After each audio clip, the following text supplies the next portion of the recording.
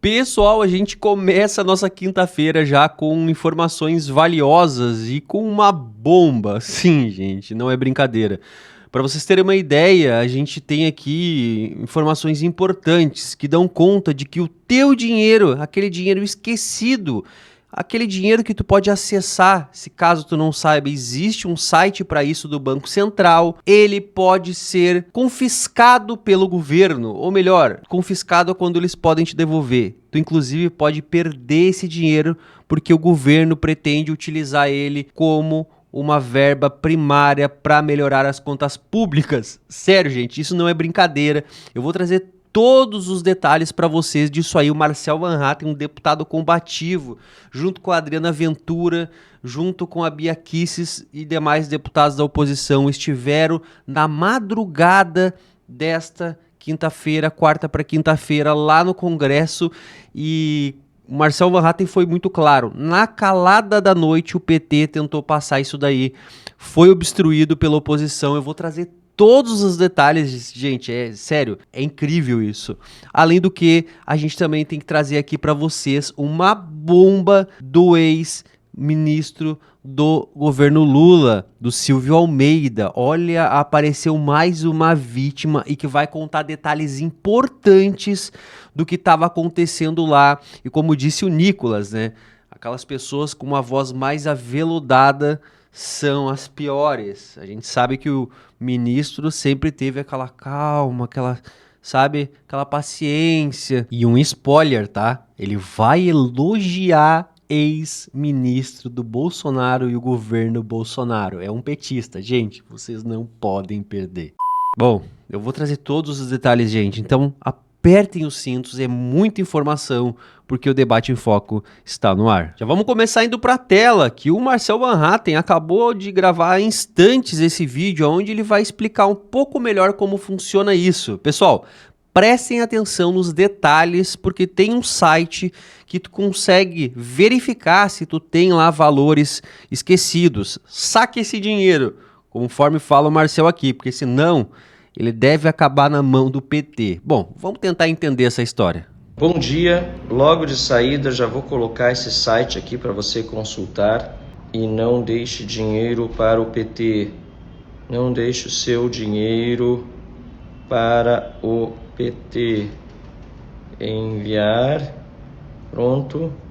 Porque é o seguinte, pessoal, o que a Câmara dos Deputados esteve a ponto de aprovar ontem foi só graças à nossa obstrução, em particular, que é dar os parabéns às deputadas Bia Kicis. Pessoal, ontem, só para ficar claro, tá? É nessa madrugada de quarta para quinta-feira, então já era quinta-feira, tá? Então esse vídeo foi gravado agora há poucos minutos por Marcel Van Hatten, então na verdade foi feito na madrugada dessa quinta-feira agora, cerca de algumas horas atrás.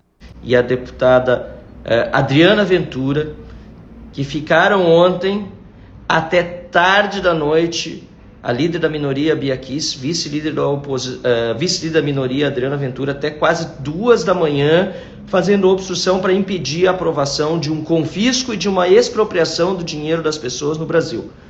O projeto já foi todo ele aprovado, faltava só uma emenda de redação absurda que foi colocada no projeto, para confiscar o dinheiro de depósitos judiciais, ou seja, de litígio das pessoas, entre as pessoas e o governo, para fins do governo ter dinheiro em caixa e tapar o rombo das contas.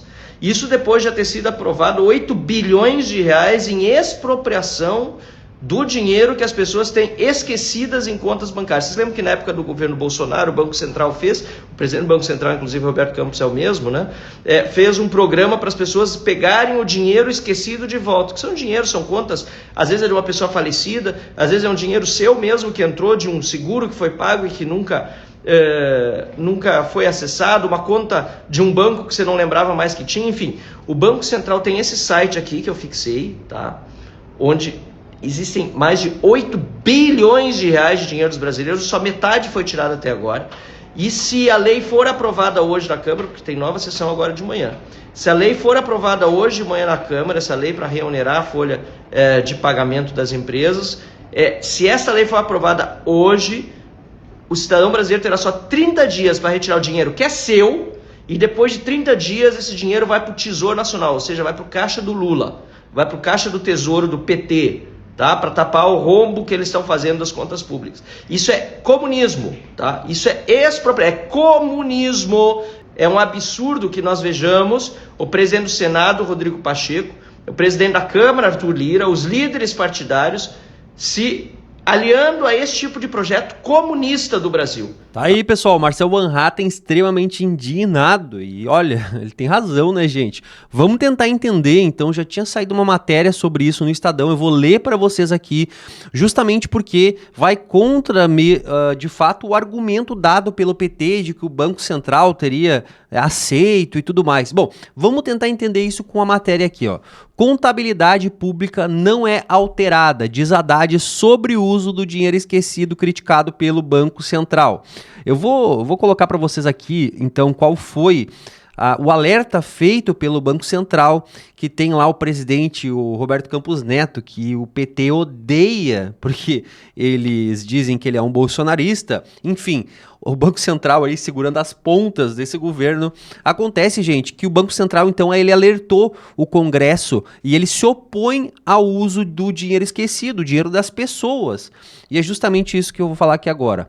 Como mostrou o Estadão, o Banco Central abriu um embate com o Congresso e o governo sobre a apropriação de valores esquecidos em instituições financeiras para melhorar o resultado primário, que é a diferença entre receita e despesas sem considerar os juros da dívida pública, ou seja, o número que determina se o governo fechou o ano no azul ou no vermelho e se cumpriu ou não a meta estabelecida pela equipe econômica. Na terça-feira, dia 10, o Banco Central enviou uma nota técnica a deputados afirmando que a incorporação deste montante bilionário, atualmente 8,6 bilhões no cálculo das contas públicas, está em claro desacordo com a sua metodologia estatística, indo de encontro às orientações do Tribunal de Contas da União e o entendimento recente do STF sobre a matéria. A possibilidade de o Tesouro usar esses valores foi inserida no projeto de lei que estabelece o fim gradual da desoneração da folha de pagamento de empresas e municípios. O texto, pendente de aprovação pela Câmara dos Deputados, prevê uma série de medidas para compensar a perda de arrecadação da União, dentre elas o resgate de montantes esquecidos por pessoas físicas e jurídicas em contas e instituições financeiras, como bancos, corretoras e cooperativas. Segundo o texto aprovado pelo Senado Federal, que teve a relatoria do líder do governo da casa, Jacques Wagner, do PT da Bahia, essas cifras deverão ser computadas pelo Tesouro Nacional como uma receita primária, melhorando, portanto, o resultado das contas públicas. Este entendimento, porém, vai na contramão da literatura fiscal, avaliam especialistas. Ou seja, gente, eles querem utilizar esse dinheiro para somar ali, para fazer parte, né, dessas contas, dessas verbas primárias, justamente para poder melhorar, para tentar sair um pouco desse buraco, mas é o dinheiro das pessoas, gente. São dinheiro nosso, meu, teu, de qualquer um, que tu pode consultar lá naquele site e que, então, o governo, ele faria, então, essa desapropriação, poderia dizer assim? Expropriação, é um termo que eles utilizam aí, não é mesmo? Ou seja, tu vai perder esse dinheiro, gente, no português bem simples. Gente, isso é um absurdo, gente. Esse dinheiro não é do governo, por mais que seja R$1, R$10, centavos, esse dinheiro é nosso. Que maluquice, gente. Olha só. E aí o Marcel Van Hatten cita, né, que isso é um comunismo sendo praticado. Bom, eu quero a opinião de vocês. Comenta aqui embaixo. Pessoal, o link para vocês consultarem eu vou deixar também fixado aqui no primeiro comentário. Então tu clica ali, tu consegue consultar se tu tem valor esquecido lá e retira, gente. Esse valor é teu. Não deixa para o governo, retira esse valor e usa como tu bem entender. Bom, agora a gente vai para essa bomba que saiu nessa madrugada, pessoal. Mais uma vítima do ex-ministro Silvio Almeida e agora por, né, assédio e ameaças. Bom, saiu uma matéria no Metrópolis nessa madrugada do ex-diretor do Ministério de Silvio Almeida, que está, então, agora fazendo essa denúncia porque teria sofrido uma ameaça. Bom, vamos tentar entender esse caso, pessoal, para, né, colocar aqui a informação para vocês, porque é uma matéria completa, pessoal. Bom, olha só. No fim da tarde do último dia 5, o sociólogo Leonardo Pinho, ex-diretor dos Ministérios Humanos, do Silvio Almeida ali, ministro do Lula, ele estava dirigindo na rodovia dos Bandeirantes quando ele recebeu uma ligação, gente. Ele recebeu uma ligação num tom de ameaça, dizendo o seguinte: não vou aceitar o complô, vai ser desmantelado, para de falar. O Silvio é sócio de grandes escritórios de advocacia, é sócio do Valfrido Vardi. E a ligação foi encerrada. E com isso, então, o Léo Pinho, ele acabou resolvendo dar essa entrevista pro Metrópolis. E olha só, gente, Metrópolis que tinha vazado aí essas questões do assédio. O Léo Pinho, ele pediu demissão do Ministério dos Direitos Humanos após, de acordo com ele, ter sido vítima de uma série de episódios de assédio moral por parte de Silvio Almeida ao longo de 2023. O telefonema da quinta-feira ocorreu menos de uma hora depois da coluna publicar a reportagem que revelaram as acusações de assédio sexual contra Almeida, que é fruto agora de uma investigação iniciada em junho e com a qual, sob anonimato de Pinho, havia colaborado. Ou seja, o ex-diretor ele colaborou, só que de forma anônima, para as denúncias e agora resolveu vir à tona falar sobre isso, justamente porque ele recebeu essa ameaça, então, e ele disse que é uma forma dele se proteger também se expondo. Agora vejam a sequência. Os dois haviam se aproximado durante a transição do governo, quando Pinho foi convidado por Silvio Almeida para assumir a diretoria de promoção dos direitos da população em situação de rua. Ao longo de 23, a boa relação foi dando lugar a conversas mais tensas do gabinete do então ministro, sempre que Pinho contrariava alguma prática de Almeida. A situação escalou a ponto de, segundo ele, Almeida ter passado a gritar, xingar e bater no próprio peito e na mesa enquanto se dirigia ao seu subordinado. Pinho conta que um dos dias em que Almeida teria tido uma reação irada foi quando, numa reunião em outubro de 23, levou ao ministro queixas que ouvia no Ministério da Igualdade Racial, com quem tinha reuniões de trabalho sobre a relação ruim entre o ministro e a Aniele Franco. Aniele Franco, que é a ministra que sofreu os abusos aí, pelo que vieram as denúncias. Palavras então do ex-diretor. O ministro ficou descontrolado, transtornado quando mencionei a Aniele. Me falou: você está insinuando o quê? Sou ministro de Estado, você é um M. Fiquei sem entender e tive medo dele me agredir. 5 meses antes, em maio daquele ano, segundo o relato de Aniele e outros ministros, Silvio teria passado a mão em sua perna por baixo da mesa em uma reunião do Ministério da Igualdade Racial. Na entrevista, Pinho também citou outros supostos episódios de assédio moral de Silvio Almeida. O ministro me chamou para o gabinete dele, me disse que eu era incompetente e uma vergonha, deu murros na mesa, bateu no próprio peito, foi agressivo, gritou, levantou da cadeira dele e veio do meu lado a uns 20 centímetros para me intimidar. Pensei que ele ia me agredir, me dar um soco.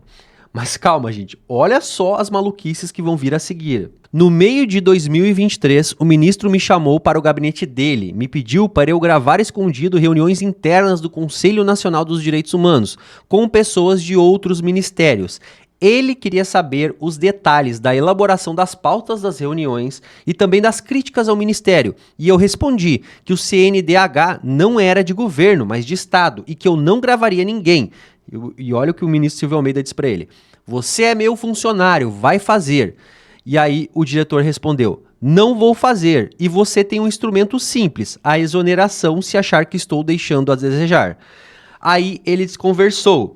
Isso me soou um alerta. Ele é PhD em Direito, professor, sabe da lei, sabia o que estava fazendo. A partir daí, isso foi se avolumando.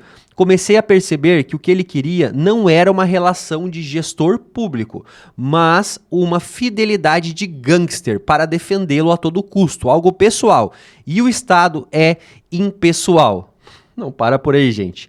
Em julho e agosto, quando o STF deu um prazo para o governo apresentar políticas públicas à população em situação de rua, fui informado de que a minha diretoria, que cuida especificamente disso, não atuaria por decisão do ministro. É algo que não faz sentido. O corpo técnico tem de subsidiar as decisões da área. Isso em qualquer ministério. Interpretei como uma retaliação por eu não ter atendido aos pedidos dele para gravar reuniões ilegalmente. Começaram a chegar pedidos de produção de pareceres em prazos impossíveis de cumprir. Tinha um sentido de tentar mostrar que a equipe, composta por funcionários de carreira, era incompetente. Começaram a tomar decisões sem os pareceres técnicos, o que não pode acontecer. Minha equipe decidiu não assinar nada que não passasse pelo fluxo normal. Não éramos mais chamados para reuniões. O ministro me chamou para o gabinete dele, me disse que eu era incompetente e uma vergonha. Deu murros na mesa, bateu no próprio peito, foi agressivo, levantou da cadeira dele e veio ao meu lado uns 20 centímetros para me intimidar. Pensei que ia me agredir, me dar um soco. Você não vai ficar nesse plano da população de rua, você não vai aparecer nem nas entrelinhas, a diretoria acabou, ele disse. Eu fiquei em choque, atônito, nunca tinha visto isso. Fiquei me perguntando como eu lidaria com isso. Meu grande objetivo era concluir o plano Ruas Visíveis. Eu trabalhava nisso desde antes do governo Lula. Era o grande sonho da minha vida. Não para por aí. Ainda no segundo semestre, o ministro soube que havia sido criticado durante uma reunião plenária do CNDH. Conselheiros disseram que ele estava visitando presídios sem avisar o Conselho e o Mecanismo Nacional de Proteção ao Combate à Tortura, que tem peritos. Um conselheiro questionou se o ministro estava indo tomar cafezinho com o diretor do presídio, porque não tinha poder para reformar o presídio ou obter um resultado prático em caso de violações. E o CNDH também estava cobrando orçamento do ministério, o que é normal.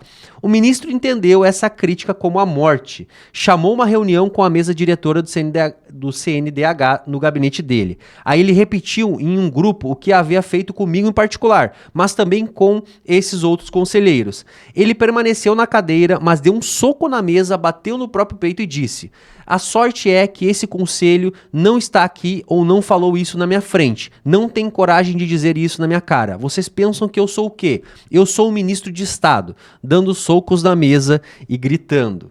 Olha só, gente, ministro com voz aveludada, ministro do Lula. Calma, que o governo do amor ainda não acabou, gente. Olha isso. Por volta de outubro, ele me chamou ao gabinete dele e me pediu para gravar reuniões com a minha equipe, que tinha se recusado a assinar documentos fora do fluxo do ministério. Também pediu para eu gravar integrantes do CIAMP, Comitê Intersetorial de Acompanhamento e Monitoramento da Política Nacional para a População em Situação de Rua, que haviam criticado o plano do ministério por falta de transparência. Eu falei, não.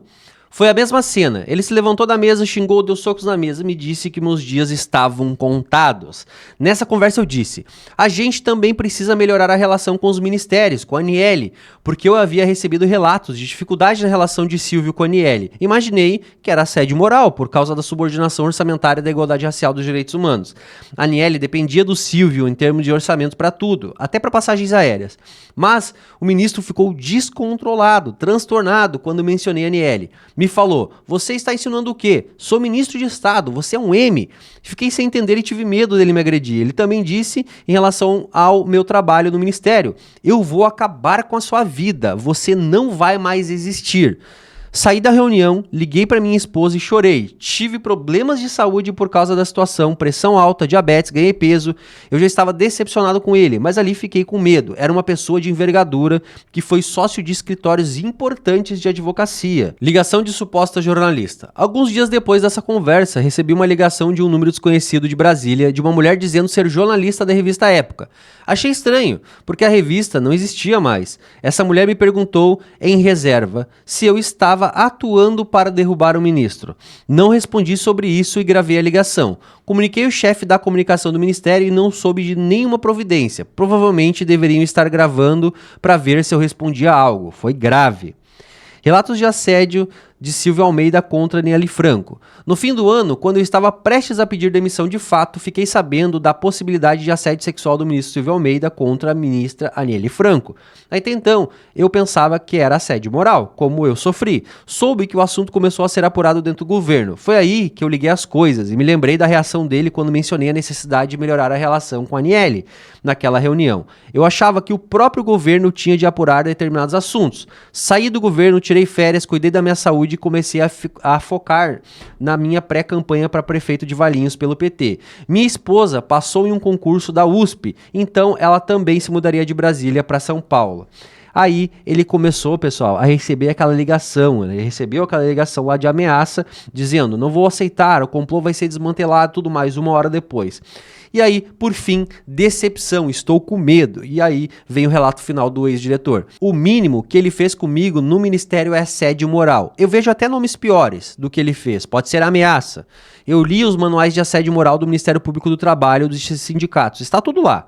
No governo Bolsonaro, tive reuniões com a Damares Alves, então ministra de Direitos Humanos, e com o general Eduardo Pazuello, então ministro da Saúde. Nunca fizeram algo parecido comigo. A relação tinha uma institucionalidade mínima. Imagina ver isso de Silvio, alguém que você ajudou a construir para o cargo, alguém porque você se dedicou, você acreditou. É doloroso, pessoalmente falando. É um baque. Eu ajudei o Silvio a chegar no ministério, defendi o projeto. Sei que não deveria, mas estou até me sentindo corresponsável. 2023 seria o ano do sonho, de voltar a algum grau de civilidade do Brasil. E aí eu recebo a incivilidade. Apenas estou relatando o que passei, o que eu vi. Sinceramente, estou com medo. Pessoal, vocês perceberam essa maluquice? Inclusive, o petista aqui, ex-diretor, né, elogiando Damares Alves, elogiando o general Eduardo Pazuello e falando, inclusive, que ele nunca passou por tal situação na época do governo Bolsonaro. É ou não é o governo do amor?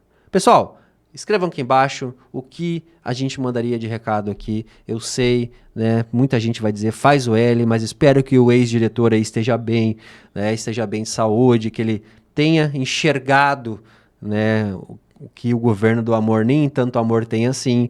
E a gente vai ficando por aqui, gente. Eu falei pra vocês, é bomba atrás de bomba. Te inscreve no canal, deixa o like, que pode ter certeza que ao longo do dia vai ter mais vídeos, porque é uma coisa surgindo atrás da outra. Então eu vou ficando por aqui. Até o próximo vídeo do canal Debate em Foco.